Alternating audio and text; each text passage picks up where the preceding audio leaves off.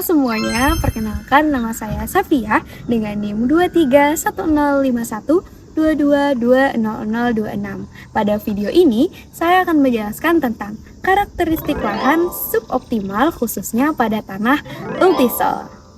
Meliputi sifat fisik, kimia, biologi, budidaya, serta pengelolaan berkelanjutan.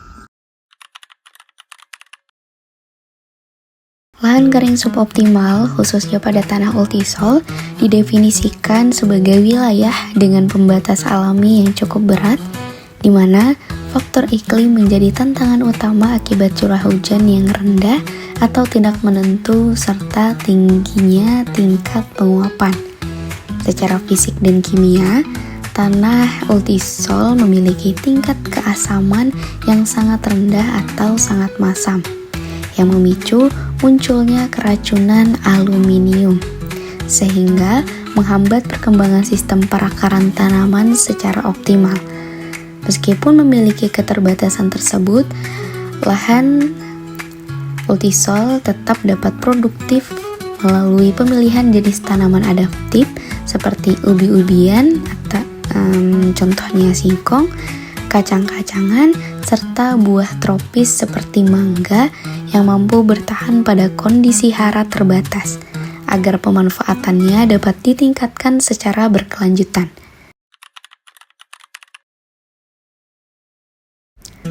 Tanah multisol atau yang sering dikenal sebagai tanah merah kuning liakan memiliki profil fisik yang khas dengan pelapisan yang jelas namun menantang bagi pertumbuhan tanaman. Lapisan atasnya umumnya memiliki kandungan organik yang tipis dan bersifat masam, diikuti oleh horizon eluviasi yang mengalami pencucian intensif sehingga miskin hara dan cenderung berpasir. Ciri fisik yang paling dominan berada pada horizon argilik, di mana terjadi akumulasi liat yang membentuk struktur gumpal masif, di mana lapisan yang tebal tersebut menyebabkan infiltrasi air menjadi lambat sehingga drainase juga buruk dan kondisi tanah menjadi sangat masam. Dampak dari tingginya kandungan liat ini membuat tanah multisol menjadi konsistensi yang ekstrim, yaitu menjadi sangat keras dan pecah-pecah saat musim kering, namun menjadi sangat lengket saat musim basah. Kondisi tersebut menyebabkan infiltrasi rendah dan aerasi di udara dalam tanah menjadi buruk, sehingga air sering tergenang saat hujan turun. Akibatnya pertumbuhan akar tanaman menjadi terhambat karena adanya hambatan fisik dari lapisan liat yang padat serta kurangnya oksigen.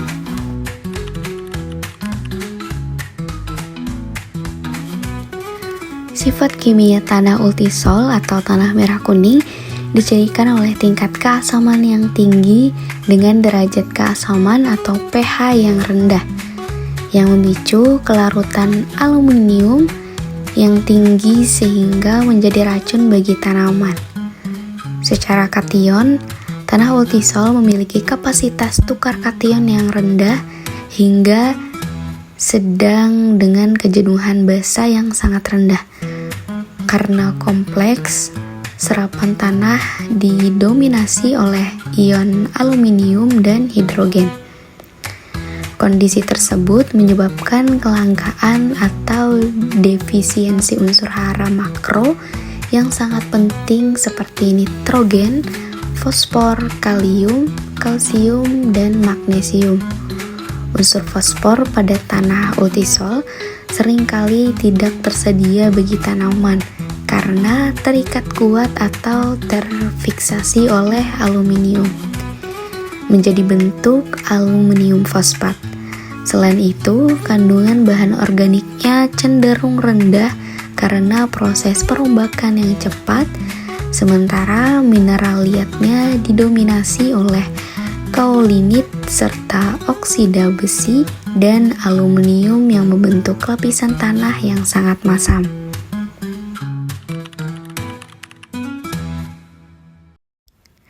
Sifat biologi tanah ultisol sangat dipengaruhi oleh tingkat keasamannya yang tinggi, di mana populasi bakteri dan Actinomycetes cenderung rendah, namun lebih didominasi oleh kelompok jamur yang toleran terhadap pH rendah. Aktivitas fauna tanah seperti cacing sangat terbatas akibat keracunan aluminium, sehingga peran penguraian primer lebih banyak dilakukan oleh kolembola dan rayap.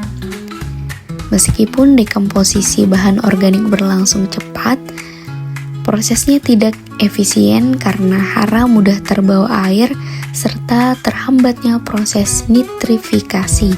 Oleh karena itu, peran mikoriza menjadi sangat vital dalam membantu perakaran tanaman, menyerap unsur fosfor, dan meningkatkan toleransi terhadap kekeringan.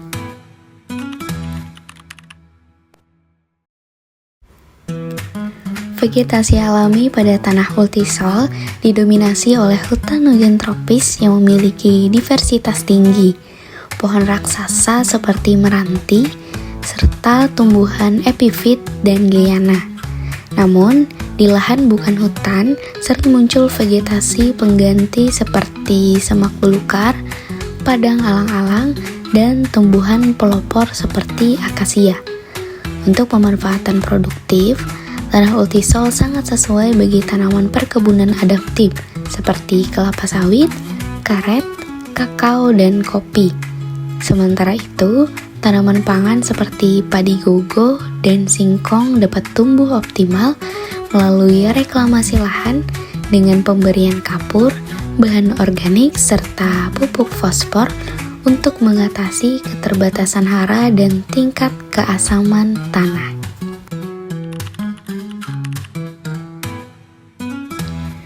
Budidaya pertanian pada tanah ultisol mencakup berbagai komoditas mulai dari tanaman perkebunan seperti kelapa sawit yang memiliki adaptasi akar dalam, serta karet yang toleran terhadap derajat keasaman rendah. Untuk tanaman pangan tahunan, jagung memerlukan tambahan kapur dan fosfor, sementara singkong tumbuh baik karena toleransinya terhadap kondisi masam. Sektor hortikultura juga berpotensi besar dengan nanas yang secara alami cocok di kondisi asam, serta cabai dan sayuran yang dikelola menggunakan mulsa dan bahan organik. Kunci keberhasilan budidaya di lahan suboptimal yaitu tanah ultisol terletak pada teknik pengapuran untuk menaikkan pH, pemupukan fosfor guna mengatasi fiksasi aluminium, penambahan bahan organik untuk memperbaiki struktur tanah, serta penerapan sistem konservasi seperti terasering dan rotasi tanaman.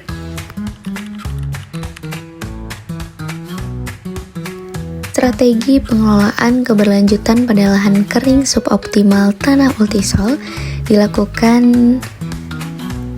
melalui pendekatan integratif yang menggabungkan aspek teknis dan ekologis. Fokus utama dimulai dengan konservasi tanah dan air melalui pembuatan terasering, penggunaan mulsa organik, dan irigasi hemat air untuk mencegah erosi serta menjaga kelembapan. Secara bersamaan, dilakukan perbaikan kesuburan kimiawi melalui pengapuran untuk menetralkan derajat keasaman dan racun aluminium, serta pemupukan fosfor dan kalium yang tepat guna mengatasi kendala pengikatan hara oleh tanah. Selain perbaikan fisik dan kimia, peningkatan kesuburan biologi menjadi pilar penting melalui aplikasi kompos, penanaman legum, dan sistem agroforestry untuk menghidupkan kembali mikroorganisme tanah.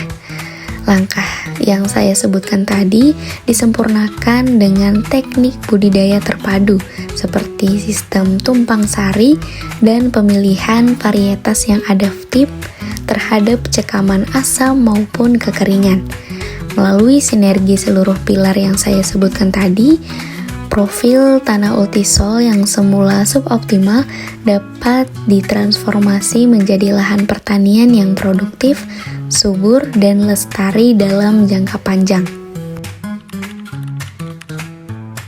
Dapat disimpulkan bahwa pengelolaan lahan kering suboptimal, khususnya pada tanah Ultisol, memerlukan pemahaman mendalam mengenai keterbatasan fisik, kimia, dan biologinya, agar dapat dikelola secara optimal.